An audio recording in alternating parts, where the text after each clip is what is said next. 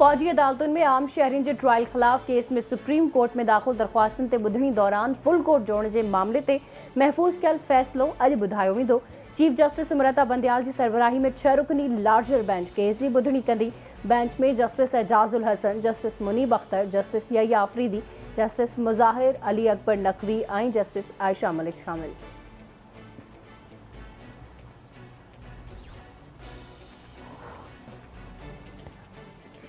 वज़ीर आज़म शहबाज शरीफ़ अॼु कराची जो दौरो कंदो। वज़ीर आज़म कराची पहुची पाकिस्तान नेवी जी तक़रीब में शिरकत कंदो। तक़रीब में तुर्किया जो नाइब सदर बि शिरकत कंदो।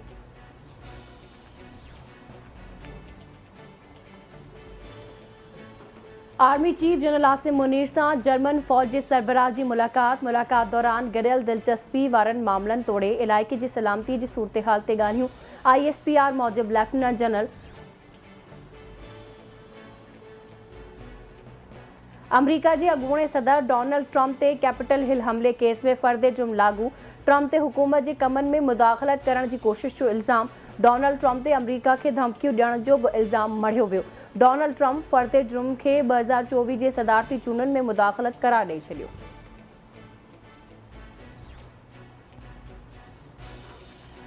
वज़ीर आज़म शहबाज शरीफ़ हिकु भेरो ॿीहर भारत खे ॻाल्हियुनि जी आछ करे छॾी। संदसि चवण आहे त तकरारनि जे पुरअमन हल ते यकीन रखूं था। जंगू मसइलनि जो हल न आहिनि, ॻाल्हियुनि सां अॻिते वधी सघिजे थो ऐं असांखे पंहिंजा वसीला अवामी मुफ़ादनि ते ख़र्च करणा पवंदा। वज़ीर आज़म शहबाज शरीफ़ जो इस्लामाबाद में मिनट्समेट जे इजलास खे ख़िताब। चवे थो नैब माण्हुनि खे सियासी इंतकाम जो निशानो बणाईंदी रही। करप्ट माण्हुनि जी करप्शन खे नज़रअंदाज़ कयो वियो। बदकिस्मती सां मुआशिरो विरहाइजी चुको आहे। माण्हुनि जे ज़हननि में ज़हर भरियो वियो। छा अहिड़ी सूरत हाल में मुल्क जी तरक़ीअ लाइ कमु करे सघिजे थो? इन जो जवाब न आहे। थरकोल दुनिया जे वॾनि कोयले जे मनसूबनि मां हिकु आहे। रेकोटिक जो मनसूबो मुल्की तारीख़ में ख़ासि अहमियत रखे थो। गुज़िरियल 75 सालनि में असां पंहिंजे क़ीमती दौलत ते ध्यानु न ॾिनो। असांजी धरती मादनियाती मालामाल आहे। असां सभिनी जी मुआशरती ज़िम्मेवारी आहे त गॾिजी मुल्की मईशत में किरदारु अदा कयूं। हुकूमत समूरनि इदारनि जे सहकार सां ISPR जो क़याम यकीनी बणायो। Army chief general Asim Munir जो पाकिस्तान मिनट्समेट खे ख़िताब।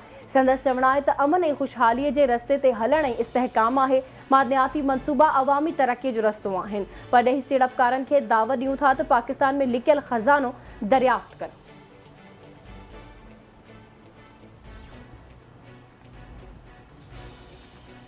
परॾेही वज़ीर बिलावल भुट्टो ज़रदारी अफ़गानिस्तान खे दहशतगर्दी रोकण जो मुतालबो कंदे चयो आहे त असां सम्झूं था त अफ़गान इंतिज़ामिया पाकिस्तान ते हमला कंदड़नि ख़िलाफ़ कार्रवाई कंदी।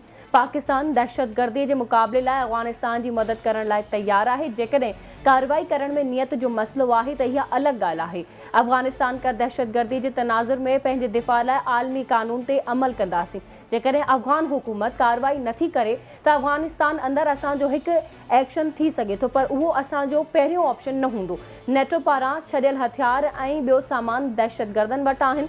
दहशतगर्दी जे बारे में असांजी पॉलिसी वाज़े आहे। असां ब्लॉक्स जी सियासत में न आहियूं। निगरान हुकूमत लाइ ॻाल्हियुनि में आहिस्ते आहिस्ते अॻभराई थी रही आहे।